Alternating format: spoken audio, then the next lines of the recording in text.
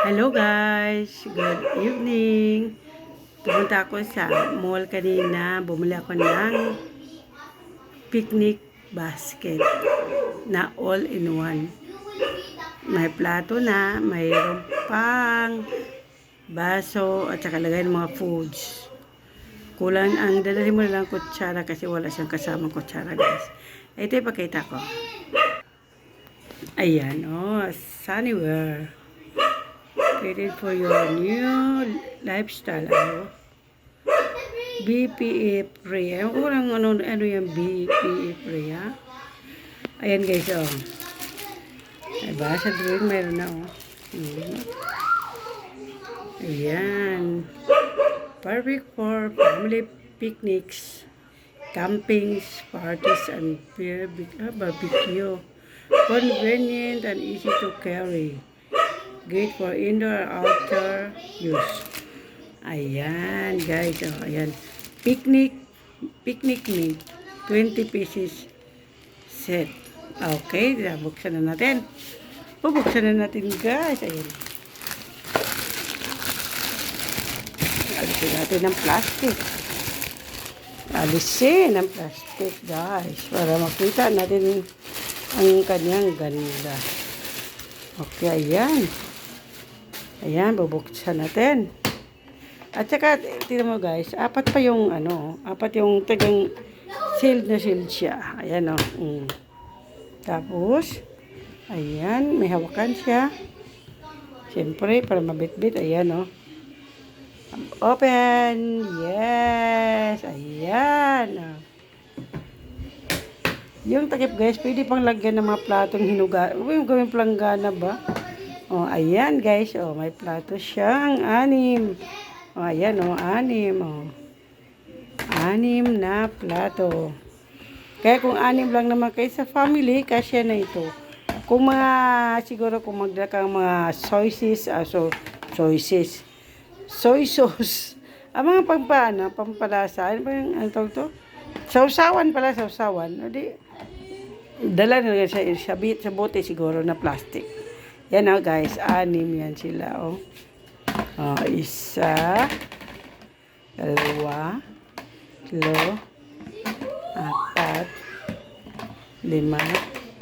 6. Pero maganda naman guys, hindi siyang parang okay naman siya kapag plastic. Hindi yung madulas-dulas na pag ng taba, madulas na siya. At saka mayroon siya guys na dito sa center niya. Sa center niya nandito ang mga baso. Ayan, isa. Ay, wait lang. Isa. Teka, di nabubunot.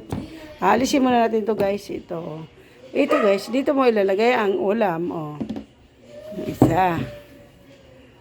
Ito pa, ito, pwede mo dito na ilagay guys yung so, kanin, kasi malaki siya.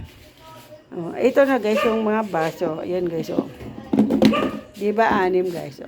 1, 2, 3, 4, 5, 6. 6 na baso. Diba?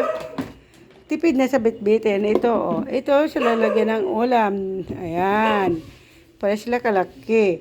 Tapos mayroon pa isa dito na malaki pa. Kanin din siguro ito ilalagay dito. Ito, di ba guys? Kanin, Tapos, ito pa. May dalawa pang ganito kalalaki na, iurong natin, na, lalagayan ng ulam. Ayan, guys, Di ba? All in one. Tapos, may balde ka pa. Hindi na yung maghahanap ka pa na mapaglagyan ng kaldero, ng Kasi, yung kanin mo, dito na ilagay. Kasi naman dito.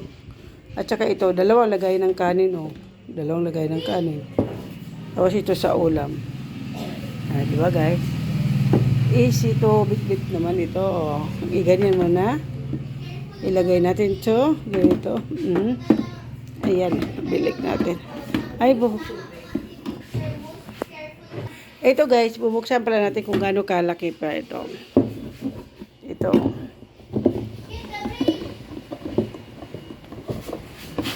Ayan, Ayan, oh.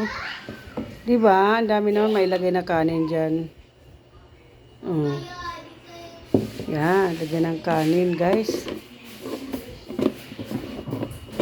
Mhm. Ayan. Tapos ito yung lagay ng ulam na baon. Ayan. Ibalik na natin, guys. Ipakita kasi na napakaganda. Aha. Yan. Yan. At ito. Ito. Aha.